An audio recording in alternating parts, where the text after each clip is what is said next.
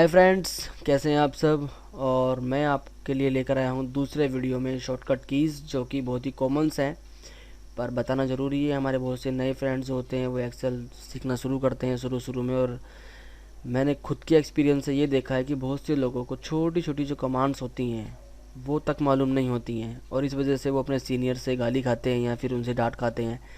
तो उससे बचने के लिए आपको ये वीडियो देखना बहुत ज़रूरी है, और आपको देखना चाहिए और सीखना चाहिए शॉर्टकट कमांड्स। शॉर्टकट आपको ज़रूरी नहीं है आप एक्सेल में ही सीखें, आपको कंप्यूटर की मोस्टली जो आप एप्लीकेशंस या सॉफ्टवेयर यूज़ करते हैं, आपको कोशिश करनी चाहिए कि अगर आप उनको सीख सकें, याद कर सकें, तो वो बहुत ही बढ़िया इंप्रेशन देता है हमारा किसी भी तरह का काम करने में। चाहे आप किसी छोटी सी दुकान में काम करते हैं, बड़े से बड़े एमएनसी में काम करते हैं, या किसी भी बड़ी डाटा कंपनी में काम करते हैं, तो शॉर्टकट से आपको थोड़ा स्मार्ट वर्क कहलाता है और आप एक अच्छे एम्प्लॉई नज़र आते हैं अपने काम में।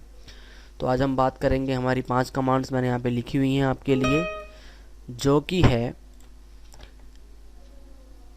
सबसे पहले आप देख रहे हैं यहाँ पे जो है हमारे यहाँ पे ये शॉर्टकट कीज़ मैंने यहाँ लिखी हुई हैं। यहाँ पे ये हैं फंक्शंस, क्या वो काम करती हैं उनको प्रेस करने पे। तो ये हमारी शॉर्टकट की है Alt + H + V + S। तो ये है पेस्ट स्पेशल का शॉर्टकट। जैसे कि मान लीजिए मैंने इसको कॉपी किया Ctrl+C से, सभी जानते हैं। अब मैं इसको पेस्ट स्पेशल करना चाहता हूँ शॉर्टकट कमांड से, क्योंकि शॉर्टकट कमांड बहुत तेज़ी से वर्क करती हैं। अगर मैं इसी को पेस्ट स्पेशल करूँ तो मैं यहाँ जाऊँगा पेस्ट में, पेस्ट स्पेशल यहाँ पे जाऊँगा। इतना लंबा चौड़ा घूमने की बजाय अगर मैं सिंपली प्रेस कर दूँ Alt HVS, तो डायरेक्ट ये चीज़ यहाँ पे मेरे लिए पेस्ट स्पेशल का बॉक्स खुल जाएगा। अब मैं यहाँ पे चाहूँ तो वैल्यूज़ को सेलेक्ट करूँ या फॉर्मूलेज़ को।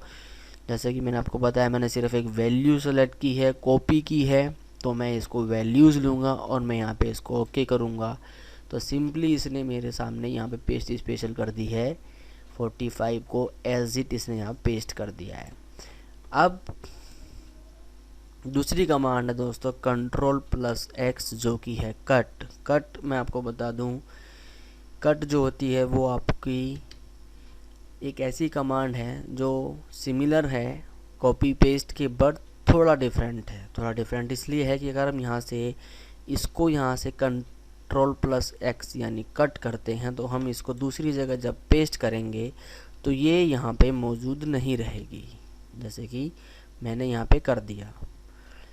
अगर हम यहाँ पे Ctrl+C करते हैं, मान लीजिए मैं इसको Ctrl+C करता और यहाँ लाके मैं इसको पेस्ट करता, तो अब आपने देखा कि मैंने Ctrl+C किया था, कॉपी किया था, तो ये यहाँ पर भी मौजूद है और जहाँ मैंने पेस्ट किया वहाँ पर भी है, जबकि कट कमांड में ऐसा नहीं हुआ। और उसके बाद हम बात करते हैं Ctrl+Y की, जो कि है रिपीट की कमांड। तो रिपीट की कमांड हम देख लेते हैं। Ctrl+Y इस तरीके से रिपीट हुआ है, हमारा डिलीट हुआ है। जो लास्ट कमांड हमारी होगी उसी को रिपीट करेगा, ठीक है। जैसे मान लीजिए मैंने यहाँ पे 74 लिखा है और मैं यहाँ पे कहीं पे जाके उसे करता हूँ Ctrl+Y, तो ये 74 ही मेरे को यहाँ पे शो करेगा। ये देखिए इस तरीके से मेरी इसने रिपीट कर दिया है। अब एक कमांड है हमारी Ctrl+Z, या हम Z बोलते हैं इसको।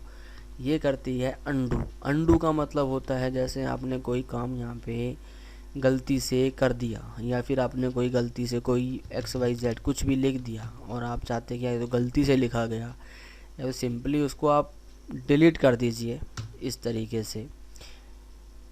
या फिर मान लीजिए आपसे कोई वैल्यू है यहाँ पे और आप लाइव किसी शीट पे काम कर रहे हैं और वो एक्सीडेंटली आपसे डिलीट हो जाती है, तो एक वैल्यू डिलीट होने पे ही आपका पूरा डाटा टेबल में फ़र्क पड़ जाता है, जैसे कि मैंने अभी आपको यहाँ पे करके दिखाया।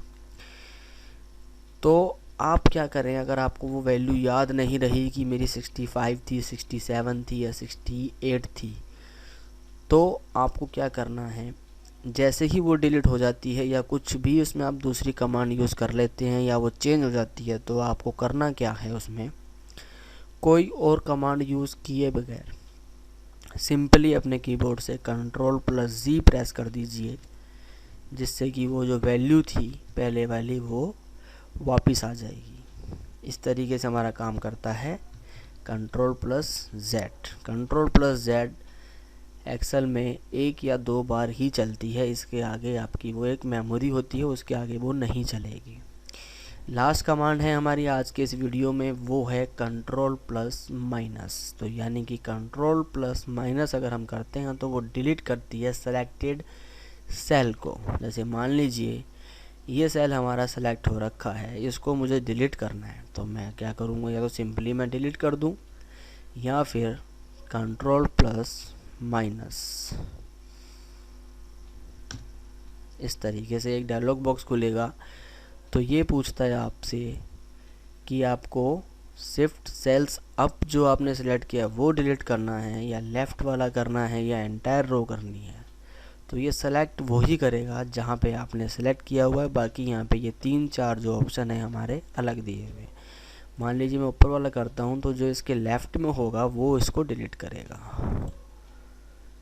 इस तरीके से जो इसके लेफ़्ट में था इसने वो डिलीट कर दिया, और जो इसने ऑटोमेटिक अपने आप सेलेक्ट किया हुआ तो ये उसी को डिलीट करेगा। इस तरीके से जो इसके ऊपर में था, यानी कि 56 हमने सेलेक्ट किया हुआ था, 56 को इसने डिलीट किया। इस तरीके से मान लीजिए मैं करता हूँ एंटायर रो जो है मेरी वो डिलीट करनी है मुझे, तो वो एंटायर रो इसने पूरी डिलीट कर दी है जो कि उषा की थी। तो इस तरीके से हमारे ऑप्शंस हो जाते हैं डिलीट सेलेक्टेड सेल्स को करने के लिए। और मैं समझता हूँ कि आपकी समझ में आए होंगे शॉर्टकट कीज़। दोस्तों ऐसा नहीं होता शॉर्टकट कीज़ सिर्फ एक ही काम करती है, शॉर्टकट कीज़ हमारी कई तरह से काम करती है। जैसे कि मैंने आपको Ctrl+- के बारे में बताया, तो इसी तरह की और भी वीडियोस मैं लेकर आऊँगा शॉर्टकट के, आपके डाउट्स क्लियर करूँगा ज़रूर। हमारे चैनल को देखते रहिए, सब्सक्राइब कीजिए। Have a nice day. Thank you very much friends.